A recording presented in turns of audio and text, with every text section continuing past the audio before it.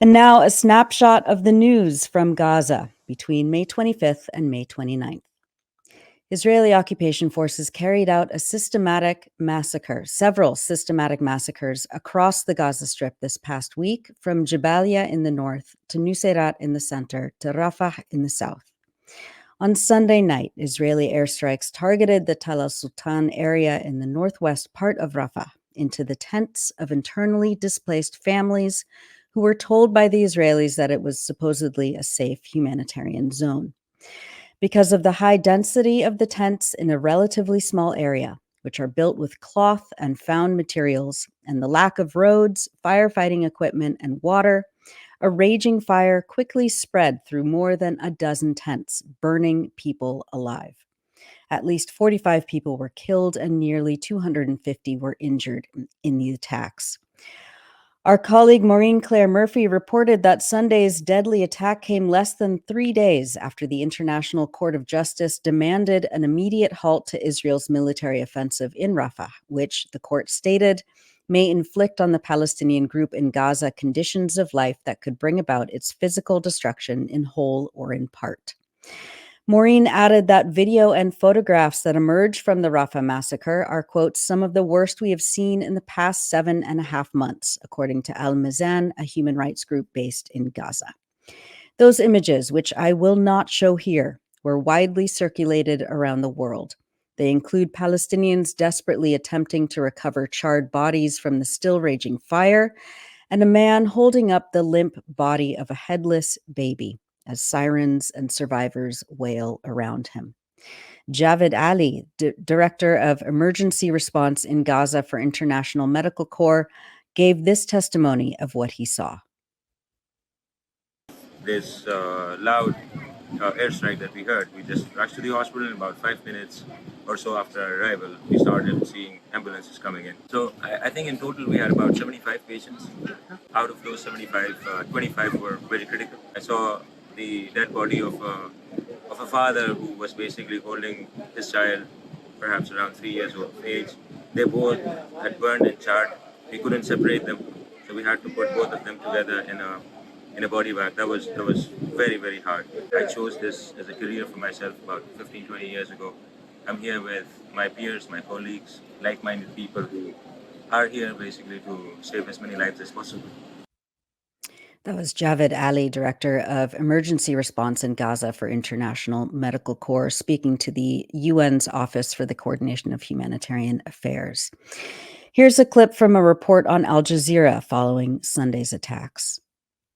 They burned people. They burned them. They burned an entire block in Tal al-Sultan.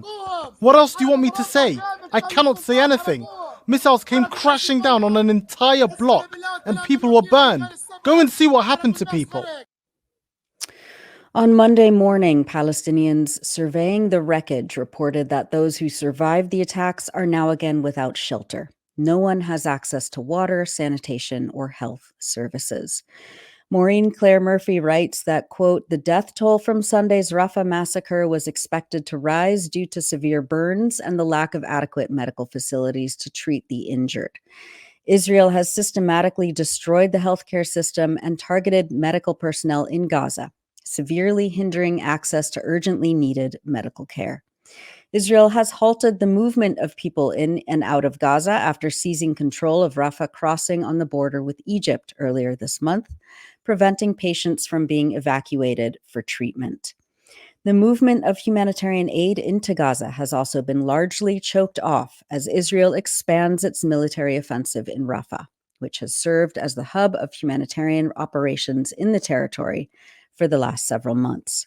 For much more on the Sunday massacre in Rafah, read Maureen Claire Murphy's report, Israeli Strike on Rafah Kills Dozens of Displaced Palestinians, and also Abu Bakr Abed's feature, A Scene of Pure Horror, on electronicintifada.net. The Palestinian Health Ministry in Gaza stated that, quote, never before in history has such a large number of mass killing tools been amassed and employed together in front of the world as it is happening now in Gaza, where the population is deprived of water, food, medicine, electricity, and fuel, crushing the infrastructure, destroying all institutions, disrupting sanitation, spreading epidemics, crushing the health system, implementing the siege, closing crossings, and preventing the entry of medical supplies and delegations.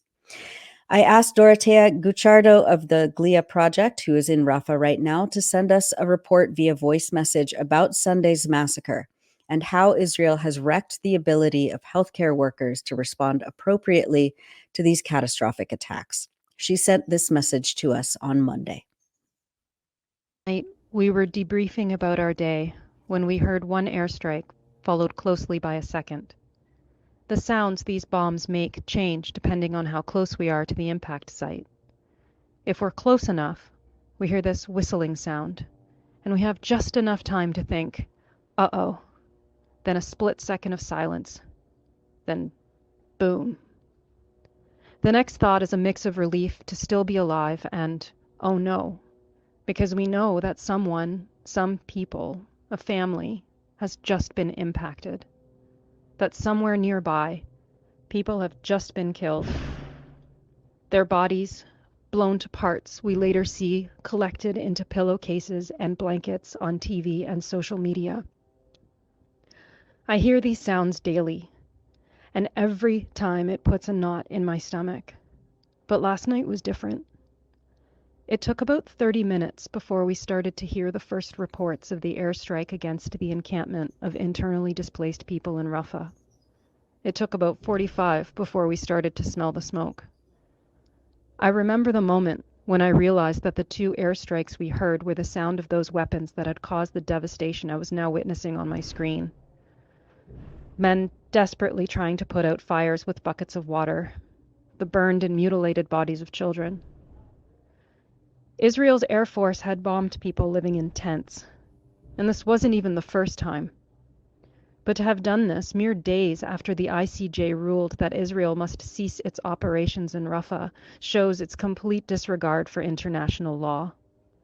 And from our perspective in the international aid community, the Israelis have been doing as much as they can to cripple our efforts. They're restricting the movement of aid workers and supplies into Gaza. They're preventing the entry of aid trucks. They're trying to enforce that we coordinate all of our movements with them, which means issuing complex documents to apply for movement 24 hours in advance of any trip and requiring them to okay it. Israel is killing Palestinians in a full spectrum of horrific ways and forcing the most trained international humanitarian actors to sit there and watch while it happens. 𝐓𝐶's team, of course, will continue to do everything it can to mitigate the suffering we're seeing of the Palestinian people in Gaza, just like every other group of local and international healthcare workers. However, our efforts cannot suffice. That full spectrum of Israeli brutality must be matched by a full spectrum of resistance. The Palestinians are doing their part, but the international community continues to fail them. We have to meet this moment head on, and all of us increasing our efforts to dismantle Israel's ability to wage this genocide. Let's for once show the Palestinians not just that the world cares, but that it acts to protect them. That was Dr. 𝐓𝐡𝐞 𝐄𝐥𝐞𝐜 of the 𝐓𝐡𝐞 Project reporting for us from Rafah in a voice message she recorded on Monday. Israel did not stop its airstrikes against Palestinians in Rafah over the next several days. On Monday, Al Jazeera reported that Israel attacked a residential building in western Rafah, and artillery shelling hit homes in the Saudi neighborhood in a nearby area. Another attack was reported in northern Rafah on Monday. At dawn on Tuesday, 7 Palestinians were killed in another bombing of displaced families in tents in the Tal al-Sultan area, according to the Geneva-based Euromed Human Rights Monitor. According to their team in Gaza, all victims were members of the Abu Jarad and Tanbura families. They had been forcibly displaced to the south after the Israeli army forced them to leave their homes in Gaza City and the Strip's northern parts. However, they were targeted by Israeli aerial bombardment in their displaced tents. Euromed added, quote, "The new targeting shows Israel's insistence on ignoring all international positions that denounced Sunday's massacre. Israel continues to commit the most heinous crimes against Palestinian civilians in the Gaza Strip with the intention of eradicating them, in flagrant and egregious violation of international law and the International Court of Justice rulings.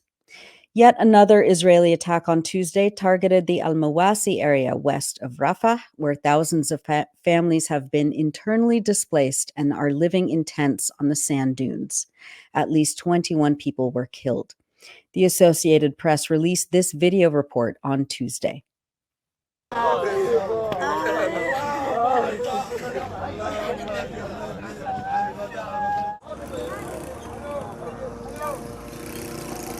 صارت الضربة اللي غاد ورحنا احنا نجري نشوف ايش اللي صار. صارت الضربة الثانية كان جنبنا، اجينا لقينا الجماعة هذول حوالي 6 أو 7 أنفار منهم مقطعين، بنات خالاتي الأربعة، في من جوازهم في من أولادهم، تتكلموا هنا بحصيلة مش أقل من 18 شهيد. ناس قاعدين آمنين ولا لهم ولا عليهم، هذول نازحين من تل الهوى، قرايبنا كلهم بنات خالاتي.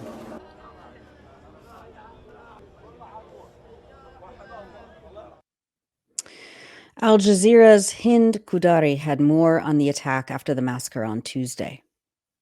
Forces are expanding and they're getting closer to a Kuwaiti hospital, just like you mentioned, but the Israeli forces just targeted another makeshift camp, tents, and at least 20 Palestinians have been killed with dozens injured. We reported yesterday that all of the Rafah hospitals ran out of service, so the only place that is currently receiving all of these injuries is an international medical corps field hospital, and this is the only way the Palestinians could get their treatment. We have been seeing videos emerging online of women, children covered with blood on the sand, where this makeshift tent was very close to the coastline and to the sea. We also saw a chaos in the medical field hospital. We're talking about a medical point where it doesn't really have all the capabilities to receive all of these injuries in such incident. We have been reporting about all of the shortages and medical shortages the Gaza Strip has been witnessing for more than 3 weeks now. Nothing has been got into the Gaza Strip. The story is developing, Sami, and we still don't have the whole story, but the numbers are likely to increase in the next hour. That was Al Jazeera's Hind Kudari reporting on Tuesday. The Gaza government media office stated on Tuesday that the Israeli army's attacks over a 48-hour period, quote, confirms the occupation's insistence on committing the crime of genocide with premeditation and deliberation. The media office urged the International Criminal Court to pursue war criminals involved in the killings of tens of thousands of civilians in Gaza. Al Jazeera's reporter Hani Mahmoud stated on Tuesday that, quote, Israeli tanks were pushing deeper into Rafah from 2 major axes. First, along the Philadelphia corridor into the city center, and second, from the eastern part of Rafah city all the way down to an area known as the Al-Auda traffic circle. He added that, quote, artillery shelling there has reached as far as the vicinity of the Kuwaiti hospital, which has been pushed out of service all day. The field hospitals in western Rafah city, including the Indonesian field hospital, the Kuwaiti field hospital, and the Emirati field hospital, are also out of service. They are pushed to relocate to the evacuation zone in western Khan Yunis al-Mawasi. Meanwhile, people are trying to find shelter anywhere they can. The United Nations reported this week that since May 6th, more than 945,000 people have been displaced from Rafah and 100,000 more in northern Gaza. Families who were in Rafah are now sheltering in the central areas. Our contributor Abu Bakr Abed filed this report for us just before airtime. 3 days after the Rafah massacre, hundreds of thousands of people have been fleeing to Deir al-Balah to secure some safety, despite there is no safe zone in Gaza. Here in one of the main streets in Deir al-Balah, as you can see, tanks are dotting the street. We have here one of the families, Rayhan's family, who lost 6 of their children, burned alive. They buried them 2 days ago and then came to Deir al-Balah to have a hellish life where there is no water, food or any supply. That was our contributor Abu Bakr Abed from Deir al-Balah.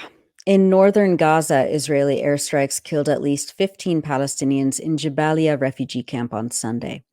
People used their bare hands to dig through the rubble of a residential building hit by Israeli airstrikes. For more than 2 weeks, Israeli forces had been systematically targeting areas of Jabalia, leaving mass destruction and devastation.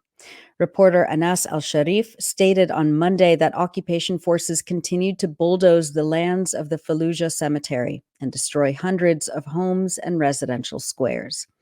The occupation forces target anyone who tries to move in the streets of the camp and fire extensively at the Abu Sharq roundabout and at the Al-Fallujah neighborhood, he said.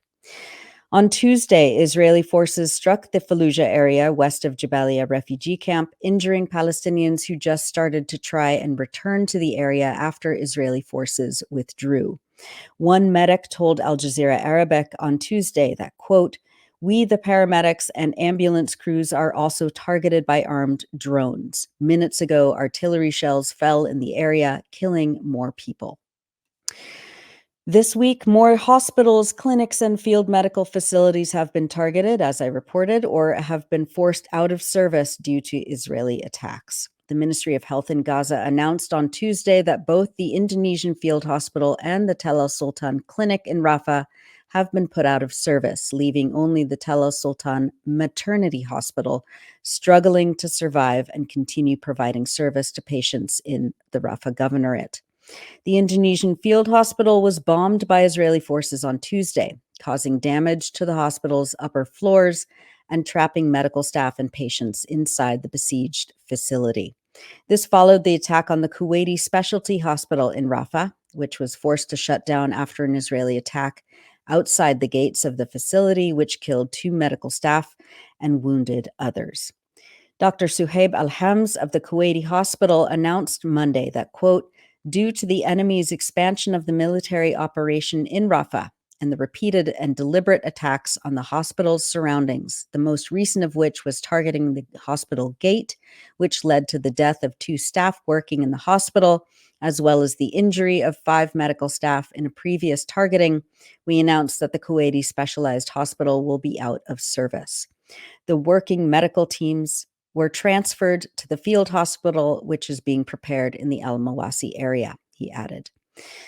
Dr. 𝐓𝐡𝐞 𝐄𝐥𝐞𝐜, the Canadian physician who recently joined us on the live stream, tweeted on Tuesday that, quote, "The primary care clinic in Rafah that I worked at in February 2024, the Tal al-Sultan Primary Healthcare Center, is no longer operational. The former clinic is currently being used as a morgue because there is nowhere else to place the increasing number of dead bodies." In the north, healthcare officials say there are no fully functioning hospitals left. Dr. Mohammed Salha, the acting director of Al-Auda Hospital in Jabalia, said that the medical facility continues to be under siege by Israeli forces. It was forced to stop operation last Friday, according to Doctors Without Borders, but as of Tuesday, 14 healthcare workers remain trapped at the complex with immobile patients and dwindling food, water, and medical supplies as the siege entered its 10th day. UNRWA, the United Nations Agency for Palestine Refugees, reported on Friday that due to the closure of Rafah Crossing and disruption of aid flow via Kerem Shalom Crossing, its health centers had not received any medical supplies for the past 12 days, affecting medicine stocks, especially antibiotics for children and anti-epileptic drugs, and rendering certain laboratory and dental items and vaccines completely out of stock. Euromed Human Rights Monitor stated on Sunday that food security levels have significantly declined as a result of the Israeli army's ground operation in Rafah City, in the south of the Gaza Strip, which began on May 7th and was preceded by Israel's blocking the entry of humanitarian aid trucks through the Rafah border crossing on May 6th. The group added that thousands of trucks on the other side of the Rafah crossing have been at a standstill for weeks and are inaccessible to residents whose lives depend on them due to Israel's decision to starve the people of the Strip, close the crossings, and prevent the entry of aid. Photos and videos this week showed Egyptian truck drivers being forced to dump thousands of crates of spoiled eggs that were destined for Gaza as part of food aid packages. One truck driver told Reuters that his goods had been loaded on his vehicle for a month, gradually spoiling in the sun. Some of the foodstuffs are being discarded, others sold off for cheap. He said, quote, apples, bananas, chicken, and cheese, a lot of things have gone rotten. Some stuff has been returned and is being sold for a quarter of its price. I'm sorry to say that the onions we're carrying will at best be eaten by animals because of the worms in them. Euromed Human Rights Monitor added in its statement that, quote, only a small amount of very low-quality aid has been delivered via the United States designated peer. The majority of this aid has not been distributed throughout the Strip. The dock is seemingly just an official tool used by the U.S. to diffuse criticism leveled at Israel for continuing its crime of starvation and preventing relief supplies from reaching the besieged enclave by land. According to numerous UN agencies, international humanitarian organizations, and the International Court of Justice, particularly in its second ruling on March 28th, land border crossings continue to be the most effective means of delivering aid. The $320 million U.S.-built pier, which delivered only 26 partially filled trucks to the shore more than a week ago, has been slowly breaking apart into the sea, rendering it completely non-functional. John Elmer will have more on that later on in the program. Euromed Monitor added, quote, as the source of the famine, the international community has a legal obligation to put an end to the crime of genocide that Israel has been committing against the people of the Gaza Strip since October 7th, 2023. Without doing so, it is impossible to discuss the creation of a suitable environment in which to provide humanitarian aid or to begin the process of restoring basic services to stop the famine from spreading and reverse its effects. In order to protect Palestinian civilians from genocide in the Gaza Strip, real pressure tools should be activated to force Israel to immediately cease all of its crimes and to comply with international law and the rulings of the International Court of Justice. This includes halting all forms of political, financial, and military support for Israel's military attack on the Gaza Strip and holding it accountable for all of its crimes. In related news, the 𝐓𝐡𝐞 Institute for Genocide Prevention stated on Tuesday that it has, quote, had it with the cynical lies and propaganda from Israel and the USA. One can have different views about the definition of genocide, but one may not use definitional disputes to deny genocide. If a genocide may be occurring, every nation is compelled by customary law to try and stop it. And forgive me, but I'm just going to read the rest of the statement because it is so strong. Quote, let us be clear. Israel is committing genocide in Gaza. The U.S. is complicit in genocide. These are not political statements. They are statements that are made from knowledge and experience. Nevertheless, you do not need a PhD, a law degree, or X-ray vision to see the genocidal dimensions of Israel's carnage in Gaza. It is clear in the behavior of the state and its military on full display in yesterday's horrific bombardment of a Rafah camp. But even if there were legitimate doubts about Israel's genocide, there is no doubt that Israel is committing atrocity crimes of the most barbaric kind. Israel must be stopped. Israel must be stopped now. We are disgusted by Western leaders, especially in the USA, Germany, and the UK. They have demonstrated not only that they don't care one bit about genocide prevention and human rights, but also that they are willing to allow an ally to commit atrocity crimes while they offer material and diplomatic support. It is reprehensible, and the individuals involved in this gaslighting campaign should be deeply ashamed. They should also be put on trial. Humanity has a choice. Either we decide that our children can all be killed whenever a superior force alleges that, quote, terrorists are among us, or we decide that under no circumstances will we allow these superior forces to lay waste to our world any longer. We each must choose and act accordingly. The watershed moment is now. That was from the 𝐓𝐡𝐞 Institute for Genocide Prevention.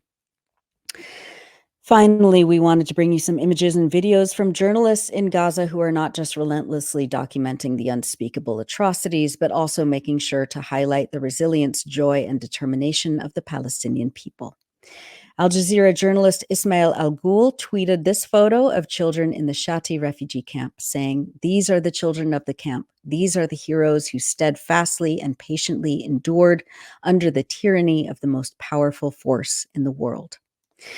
12-year-old Maher Mikdad showed reporters this week how he and his friends play with scraps of fabric sourced from the US-led airdropped humanitarian aid parcels in Gaza City.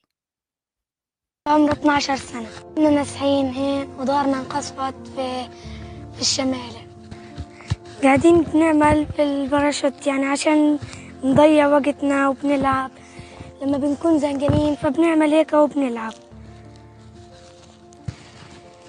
ما صاروا ينزلوا المظلات فقلنا نجرب نعمل فزبط معنا هذا النايلون جبناه من الباراشوتات فجمعناه ولعبنا وبنلعب فيه مثلا بنحط فيها حجر وبنرمي وبنقعد نزعق يا باراشوت باراشوت.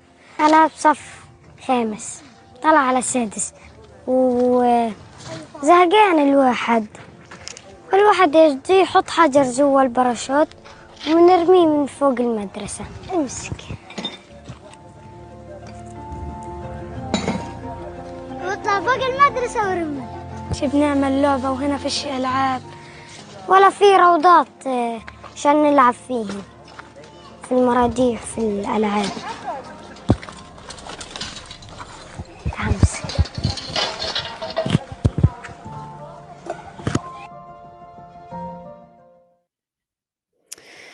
And a 𝐓𝐡𝐞 group in Deir al-Balah lifted people's spirits this week, as reported by Al Jazeera.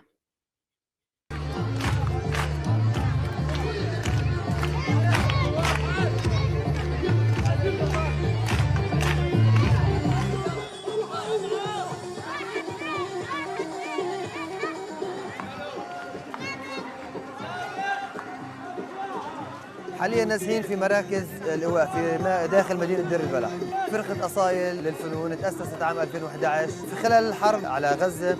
بنعمل تدريبات للأطفال. تأثير الفنون الفلسطينية بشكل عام على الأطفال تأثير إيجابي جدا لعدة أسباب. أولها وسيلة للتفريغ النفسي للأطفال، وإحنا بنعرف قديش في كبت عند الأطفال اكتسبوه من خلال ضجيج الطائرات والصواريخ والحرب قديش أثرت على نفسيتهم. بفرغوا الطاقة السلبية، بتعرفوا أكثر على إيجابيات الدبكة الفلسطينية، التراث الفلسطيني، الموروث الثقافي اللي احنا بننقله بصورة صحيحة للأطفال. قدام رجع هي هلا. إنه الدبكة هي سلتنا، صرنا ندبك يعني شوي، خلتنا نرتاح من القصف والأشياء هاي يعني الحمد لله. قبل كنا حزينين شوي يعني الكل بتمنى إنه يروع على داره. بنبسط كتير على فكرة، لأن أنا من وأنا طفلة بتمنى إن أكون يعني أعرف أدبك. لما إجوا تابعين الدبكة علمونا كتير أشياء.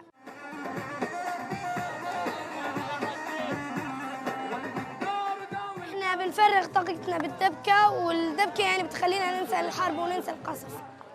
أنا بتسلى بس مفيش حد أحلى من إنه نرجع لبيوتنا. كنا على أمل يعني كل يوم إنه نرجع على بيوتنا، بس بعد 7 شهور خلص تحطم أملنا. And that's it for the news roundup. As always, go to electronicintifada.net for much more, especially to read our new features by our phenomenal writers in Gaza. Thanks for watching this video. Please subscribe to our YouTube channel, hit like, leave a comment. These engagements help us with the YouTube algorithm, and it helps us to get around Silicon Valley censorship as much as possible. It does make a difference. You can also support our journalism by going to electronicintifada.net and clicking on donate now. Thank you.